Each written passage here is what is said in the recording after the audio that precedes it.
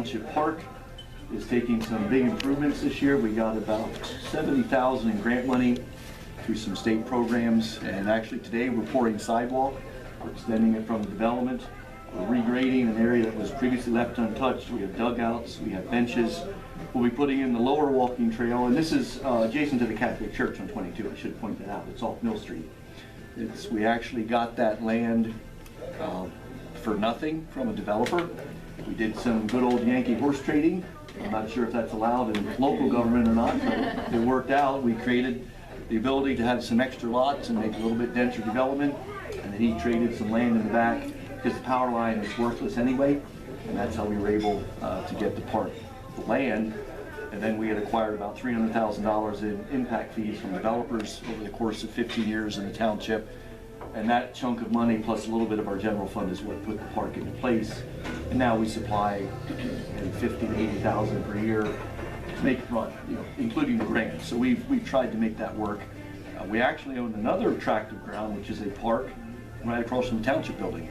Everything from BG's, the culvert, and those big ugly pipes and that creek that goes across. We actually own that, not quite up to the township building, but we were never successful in getting grant monies to develop that. And because it's such a slope, it's just a lot more expensive to work with. So that was actually just sitting there being farmed by the people that had it before. So that's that for recreation. I'd like to talk about stormwater. I don't know if any of you live in the borough, but they've enacted this stormwater tax that has quite an uproar. Jonestown apparently has some issues with stormwater in the older sides of town that need to be fixed. DEP, everybody likes to see that townships have the ability to pay back projects they need to take on. So Jonestown opted, rather than to just raise taxes, is to create a stormwater impact fee, thereby showing DEP that we have generated a pot of money and will continue to do so to pay our bills. And we are also looking at that same thing. We're not under any mandate to do any stormwater projects, but there is a program called MS4, which is Municipal Stormwater Services Systems, whatever. We are required, with our few manpower that we have one secretary, we have a road crew, 3 or 4 people and some part-timers to mow. We have GPS every outlet, every inlet, every culvert box within the urban area of our township. We have mapped them, we have measured the pipe size, we list the flow of water, we look for illicit discharges, we have water testing kits. We have a huge notebook that we are required as part of the Bay cleanup. DEP has kind of put that responsibility down on townships. The last 2 years now, we're tracking our expenses to see what that is, to see if we need to generate a stormwater user impact fee, or if we can just throw it in with the regular tax increase. We estimate the project will cost $30,000 to $40,000 a year to implement, accounting time, engineering fees, the reports that are generated. And we have heard all the horror stories of Lebanon City being audited with an $80,000 fine reduced to 30 to do with our meager staff. Camp Hill was audited and fined. Manor Township was audited and fined. Lancaster City, I think, was also audited, and EPA comes in, the heavy hammer, and it's almost as if we're going to make an example out of you. So yesterday we got a phone call from DEP. We want to schedule your audit. And it's not that we weren't expecting it, but we're somewhat trembling in our boots as to having a very limited staff, and from what we hear, nothing is ever good enough. If you tell them we took education into the schools, they say, okay, how many 6th graders did you hit? And Jonestown and Swatara were the only ones with this MS4 program. For some reason, Bethel escaped. Even though Fredericksburg, all the buildings, Bethel has escaped the MS4, so has Lickdale. We don't know what generates what, why, or where. So when you read the word stormwater in the paper, there's a lot more to that program than you ever can imagine. So that's one of the guns we're facing on that respect. And the third thing I want to talk about briefly, I don't want to turn this into a campaign meeting, that was not my intent. I am running this year unopposed in the election. I'll be on both the Democratic and Republican tickets, trying to close a road. Township has improved that road. We were successful to a challenge in court. That challenge has now just been appealed, so we'll be headed back to another round. That type of negativity we really don't like. We'd like to think we didn't cause it, And one of my goals as being in the campaign, even though I'm running unopposed, is to do some sort of public positive events like this. And even though I would have come anyway had I not been running, I jumped at the chance to come here to try and tell some people, hey, we're trying to do good things. Any type of municipal sharing, working with the borough, working with Bethel, you know, it seems like the SWAT's kind of the boundary. We never get asked to help Union in East Hanover, and they don't ask us. But if they did, you know, we would.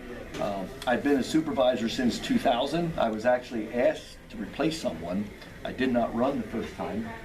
People, Jeff Werner and Elias Adams, a long time ago out of high school, got me into some township committees, and just kind of, those are the two people I would credit for giving me some interest in municipal work. So I was Joelle and I were on the Farmland Preservation Board together over the district, and I gave that up when I was asked to be supervisor, just trying to, I can only do so much. And how many acres is the park? What will be the use in the park? okay, Mill Street Park at the Catholic Church is about 7 to 8 acres. We put 2 Little League fields in there. That was acquiring the land and then building the first ball fields with the walking trail and benches. That was that first $330,000. It is used, Jeremy Mullins, that seems to be the contact point for the township.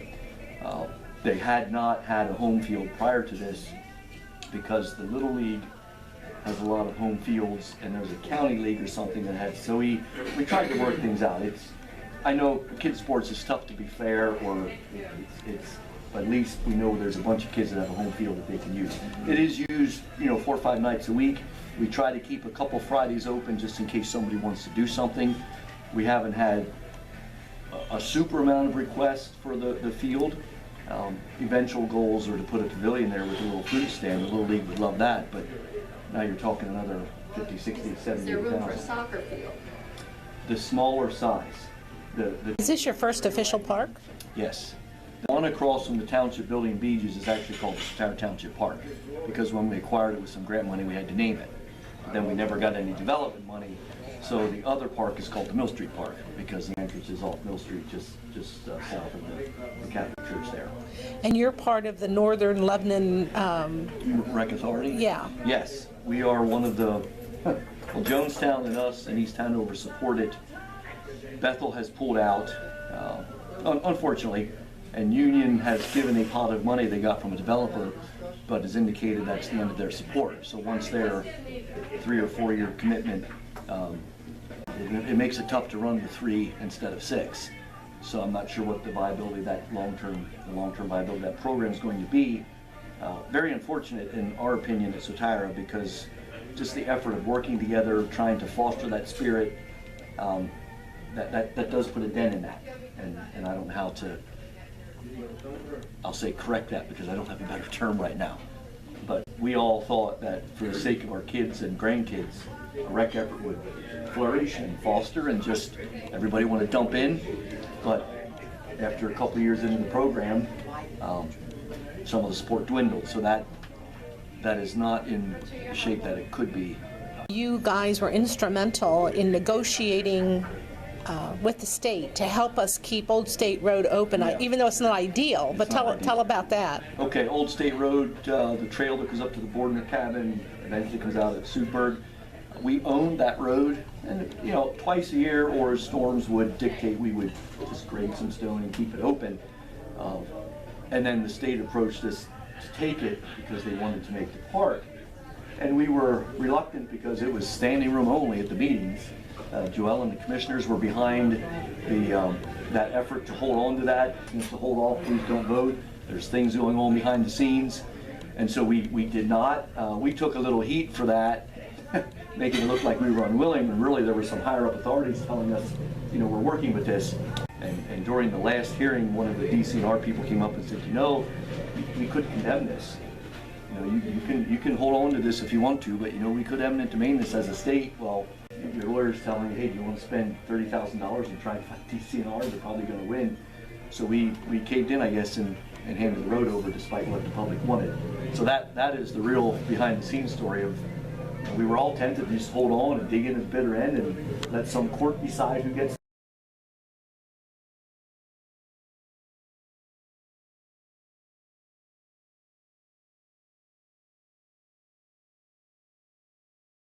Any movement on the consolidation of services like either police, fire?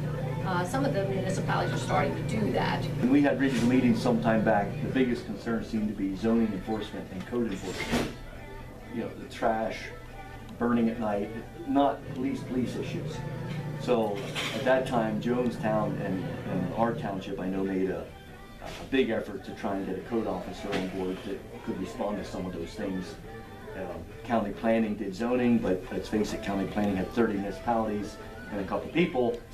They're not going to get there quite when you need them. So we went outside and we hired some private people or firms to do that, which we still do today. So police, no, that would be extremely expensive. 10 years ago, the estimate was $150,000 a police officer per year.